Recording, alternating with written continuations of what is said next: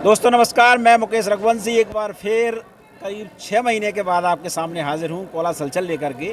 और इस बार मौका है विधानसभा चुनावी की तैयारियों को लेकर के जो नेता अपने अपने लेवल पर जुटे हुए हैं उनका पूरा संगम है, समागम है आज कोलारस में। विधानसभा का कार्यक्रम यहाँ पर आयोजित है, सभी कार्यकर्ता मौजूद हैं। और जैसा कि आप देख रहे होंगे सोशल मीडिया के माध्यम से, टेलीविज़न के माध्यम से, कि दोनों ही पार्टियों में आजकल घोषणाओं की होड़ सी लग गई है कि मेरी घोषणा अच्छी है, तेरी घोषणा अच्छी। कोई 500 का सिलेंडर की घोषणा कर रहा है तो कोई किसानों के कर्ज माफ़ करने की घोषणा कर रहा है।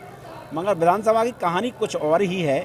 यहाँ पर पार्टी के अंदर एक से ज़्यादा प्रत्याशी होने की वजह से कार्यकर्ताओं में भी दिलचस्पी बनी हुई है और जनता में भी बहुत ही एक चर्चा का विषय बन गया है कि आखिर आने वाला एमएलए कौन होगा।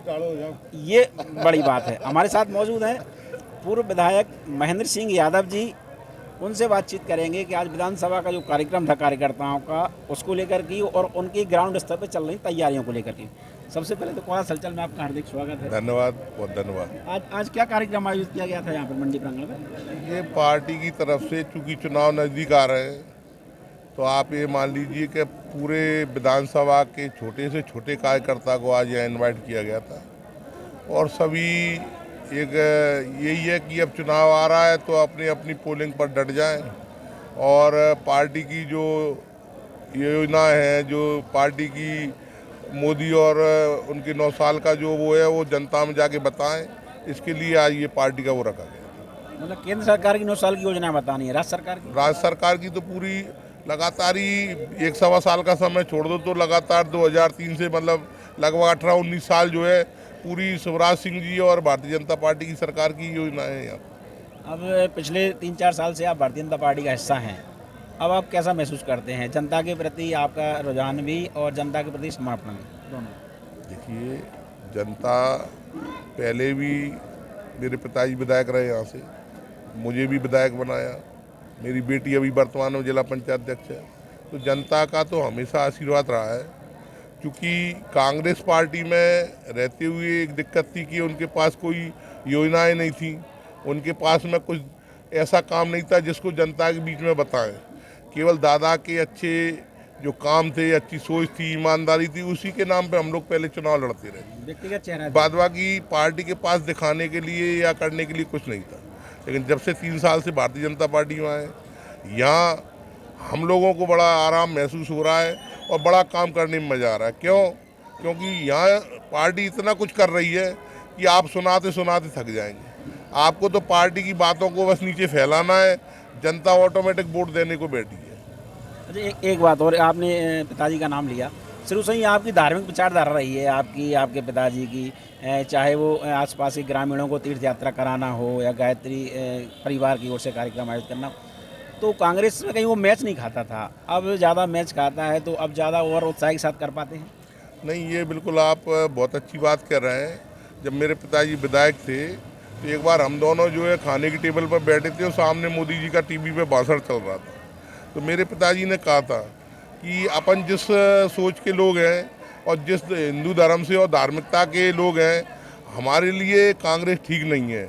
मैं आपको बीजेपी में शामिल करवा देता आज, लेकिन चूंकि सिंधिया जी से ऐसा रिश्ता है कि उनको एक तरीके से क्या कहना चाहिए, उनके साथ धोखा नहीं कर सकते, इसलिए मैं केवल आपको कांग्रेस ज्वाइन नहीं कर रहा हूँ। आज वो नहीं है, लेकिन देखिए उनकी मन की इच्छा पूरी हुई और सिंधिया जी ने निर्णय लिया और आज हम सब लोगों को एक अच्छी पार्टी में, कहते हैं ना अंत भला सो सब भला, आखिरी में उन्होंने ऐसा कर दिया कि एक अच्छी पार्टी में हमको शामिल करवा दिया, जिससे हमको बहुत अच्छा महसूस हो रहा है। कार्यों में और ज़्यादा बड़े अच्छे से काम कर रहे हैं।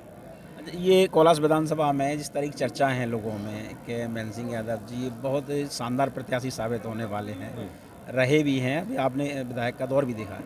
अब क्या तैयारियां हैं आपकी, क्या लगता है पार्टी स्तर पे आपको? देखिए, जब तक कांग्रेस पार्टी में थे तब तक व्यक्ति विशेष को तैयारियां करनी पड़ती थी। उस टाइम में क्या होता था कि संगठन ज़्यादा मजबूत न होने के कारण से जिसको चुनाव लड़ना है उसको ही सारी जिम्मेदारियां 50% उठानी पड़ती थी। लेकिन भारतीय जनता पार्टी में इसकी ज़रूरत ही नहीं है। आप सब कार्यकर्ता, पूरी पार्टी, संगठन, सब लोग काम कर रहे हैं, तो इसमें आपको स्पेशल कोई तैयारी करने की ज़रूरत नहीं है। सभी लोग भारतीय जनता पार्टी की तैयारी कर रहे हैं, कमल की तैयारी कर रहे हैं। जो प्रत्याशी आएगा सब मिल के जिताएंगे उसको। आपकी कोई विशेष तैयारी नहीं है अलग से?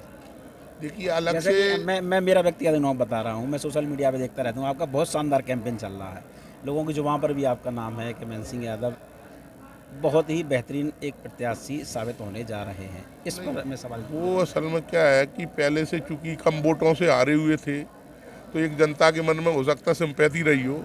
बाद बाकी जहाँ भी पार्टी काम करने का मौका दे रही है, पार्टी कह रही है आप जाके गाँव योजनाओं को बताओ, पार्टी की रोज़ मीटिंगें हो रही हैं, दिशा निर्देश मिल रहे हैं, तो उन्हीं योजनाओं को लेकर के क्षेत्र में जा रहे हैं।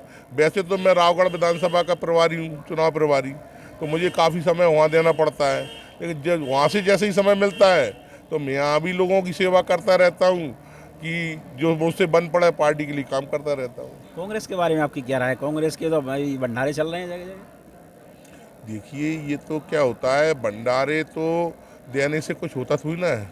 जनता सब जानती है कि कल कौन सी सरकार फ़ायदा देगी। आज का व्यक्ति बहुत होशियार हो गया है, आप उसको भोजन दे के आप इससे उसको भ्रमित नहीं कर सकते हैं।